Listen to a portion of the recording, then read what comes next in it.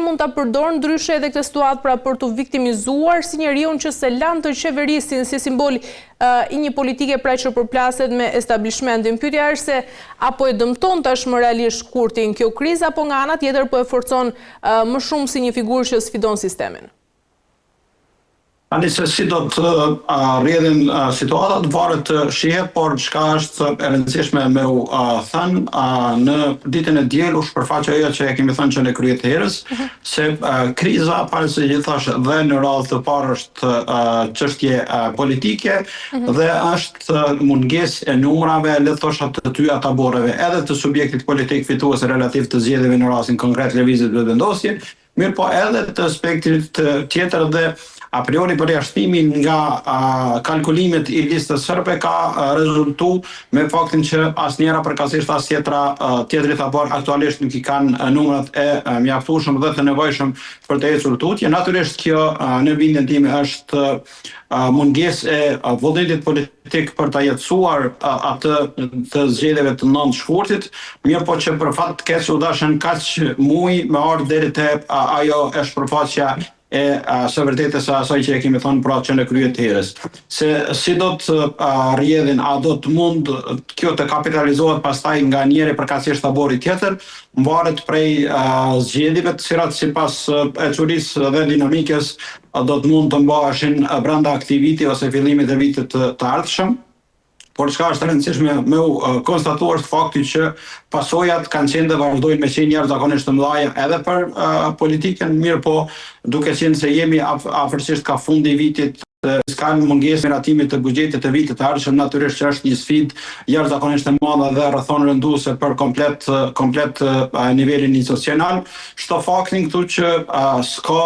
ndonjë indikacion që rezultati mund të jetë esencialisht ndryshe nga ai që ishte në zgjedhjet paraprake, e që e bën të nevojshëm e që e bën të domosdoshëm dhe të pashmangshëm nevojën për diskutime konsensuese dhe kompromise në mes të spektrit politik përkatësisht përfaqësuesve të subjekteve politike. Qartë. Avokat, nga ana tjetër ka zëra që thonë se Albin Kurti e ka parë të pamundur krijimin e një koalicioni dhe ka zgjedhur nga ana tjetër pra vetë rrugën e zgjedhjeve për të forcuar kështu dhe legitimitetin e tij. Por pyetja lind nëse a është ky dështim i llogaritur dhe apo kërkon Albin Kurti një mandat të pastër për të treguar se populli është më i fortë se vetë pazaret parlamentare. Natyrisht në bindjen time kjo është parë që në le të thosha ditën e parë ose ditën e zgjedhjeve të 9 shkurtit ku zoti Kurti me një diskurs të ndonjëherë në skenën politike së ku vendore i qaset përfaqësuesve të subjekteve të tjera politike, as më tepër kur një gjë të tillë bën pas përfundimit të procesit zgjedhor, dhe në bindjen time kjo në mas konsiderueshme është dështimi komplet skenës politike për ta menaxhuar, për ta administruar rezultatin e zgjedhjeve, filluar natyrisht nga subjekti politik fitues relativ i zgjedhjeve, i cili ka dështuar në bindjen time të krijojë një shumicë të nevojshme për të ecur tutje, mirë po natyrisht edhe subjektet tjera politike të cilat njihen si opozitare deri tash nuk kanë arritur që të bashkohen ndërmjet veti, ta tejkalojnë vetveten në mënyrë që të ofrojnë një alternativë tjetër qeverisje. Prandaj dështimi është në të dy anët dhe ky dështim varet se si do të rezultojë në zgjedhjet e ardhshme. E qartë. Avokat, zgjatja e kësaj krize ndodh në një moment kur Bashkimi Evropian dhe nga ana tjetër dhe Shtetet Bashkuara të Amerikës kanë pritur bashkëpunim maksimal pra nga Prishtina, sepse një Kosovë pa qeveri funksionale do pson kështu edhe zërin e saj pra në arenën ndërkombëtare. Pyetja është nëse a rrezikon Kosova të humbas mbështetjen e partnerëve strategjik për shkak të këtij ngërsi të brendshëm politik, dhe të mos harrojmë këtu dhe vendimin e SBA-s për të bllokuar dialogun strategjik. Natyrisht, tashmë Kosova nuk është në pozicionin më të mirë në raport me arenën ndërkombëtare, me theks veçantë me miq dhe partnerët si me Brukselin ashtu edhe me Washingtonin. Dhe kjo situatë pa institucione funksionale, natyrisht që vetëm saj rëndon mas konsiderueshme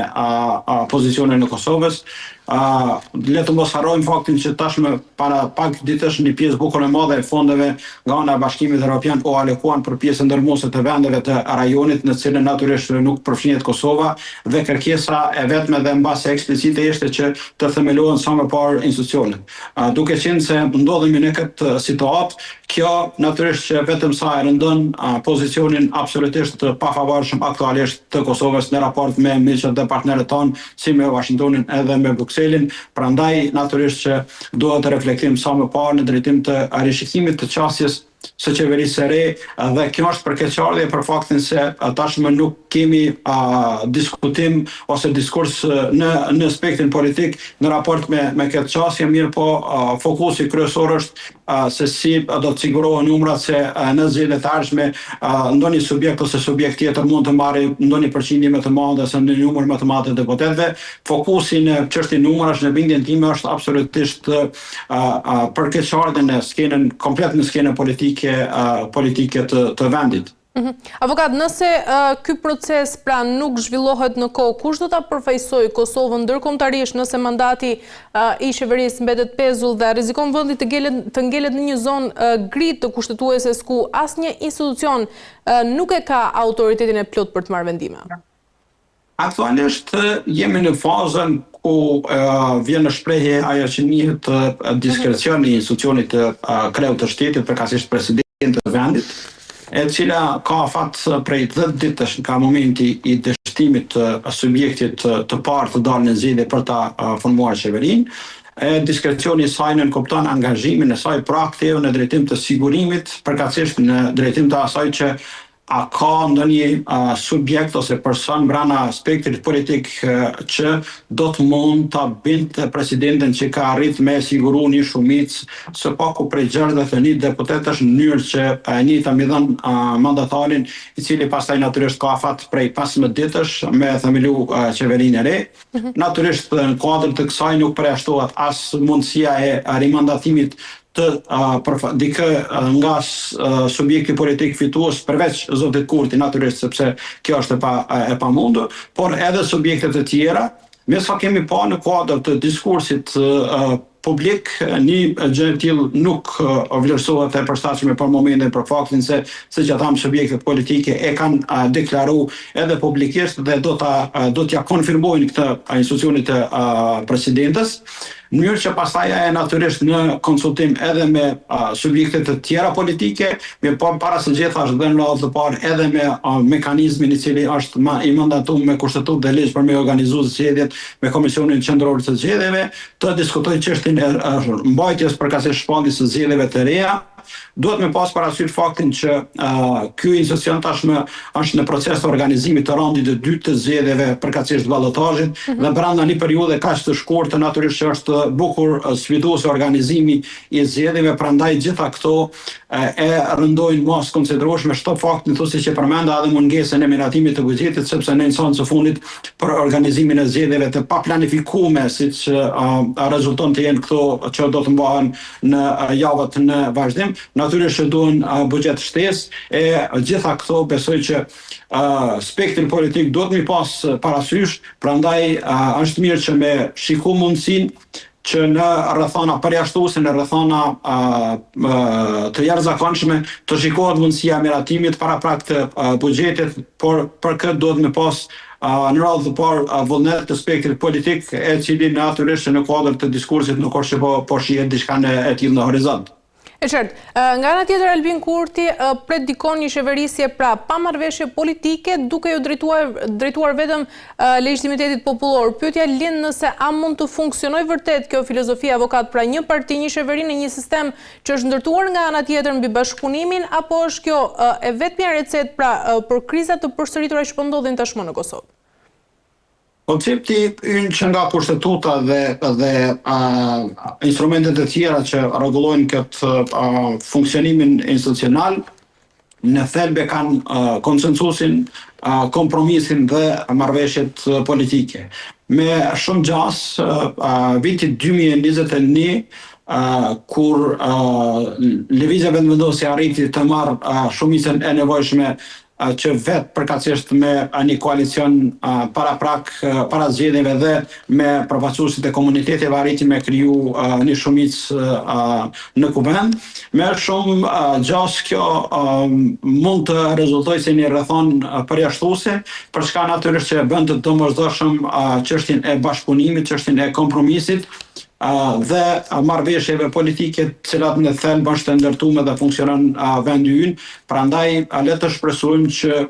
kjo rrethon nga shkurti i këtij viti deri tash le të shërbej si një sinjal për reflektim edhe të zotit Kurti, por edhe të subjekteve politike, se ky është sistemi ynë edhe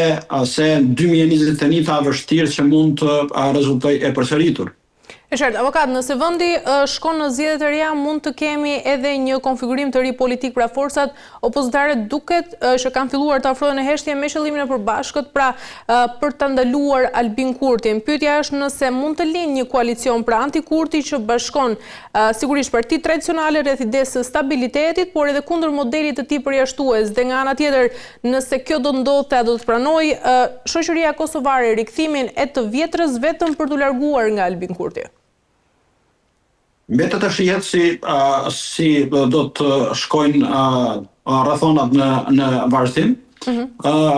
Pavarësisht faktit që në diskurs publik nuk është që ka indikacione së paku për ndonjë marrëveshje, le të themi, koalicioni para zgjedhor, mirë po natyrisht fakti që nuk pati, le të thosha, vullnet dhe gatishmëri edhe në ndërmjet veçmas subjektit të dytë dhe të tretë për të bashkëpunuar, në bindjen time nuk është që janë pa përgjegjësi edhe ata në raport me situatën e krijuar, por natyrisht përgjegjësia para se gjithë është dhënë radhë të parit të kanë subjektit politik fitues, qoftë fituesit relativ të zgjedhjeve, edhe në drejtim të mos thosha menaxhimit të duhur të rezultatit zgjedhor, sepse po flasim për një shumicë relativisht solide, nuk janë nga 61 sot duhen, nuk janë 48 sa shpak, çdo faktin këtu që një pjesë bukur e madhe, respektivisht 8 deputet të subjekteve politike, përkatësisht përfaqësues të komuniteteve jo shumicë dhe jo serbe, e kanë shprehë gatishmërinë për të qenë pjesë, përkatësisht edhe me kushtetutë e kanë parapame. Prandaj është mirë që para se gjithash kjo të adresohet kjo mungesë e, le të thosha, përgjegjësisë për me ecë tutje, por natyrisht subjekte politike në bindjen time, siç e thash, me theks veçantë ato që njihen si subjekte opozitare deri para zgjedhjeve aktualisht, vlerësoj që nuk ka ndonjë indikacion së paku publikisht që mund të ketë ndonjë aleancë kështu a priori që mund të rezultojë e përbashkuar vis-a-vis zotit Kurti. E qartë, mirë, avokat, për të kaluar tek pjesa tjetër, ndjekemi një sër deri kthehemi. Masat ndëshkuese të Bashkimit Evropian kundër Kosovës janë bërë sinonimi një dënimi të zgjatur sipas disave pa arsye, ndryshe nga koha kur janë vendosur komuniteti serb ka marrë pjesë në zgjedhjet e sivjetme parlamentare dhe lokale në Kosovë, duke ndryshuar ndjeshëm kushtet që dikur i kanë justifikuar. Besojmë që tani nuk ka asnjë kusht që arsyeton masat kundër Kosovës me mbajtjen e zgjedhjeve. Serbët kanë përfaqësues të tyre politik në nivel lokal dhe qendror. Kjo në një farë forme shënon rikthimin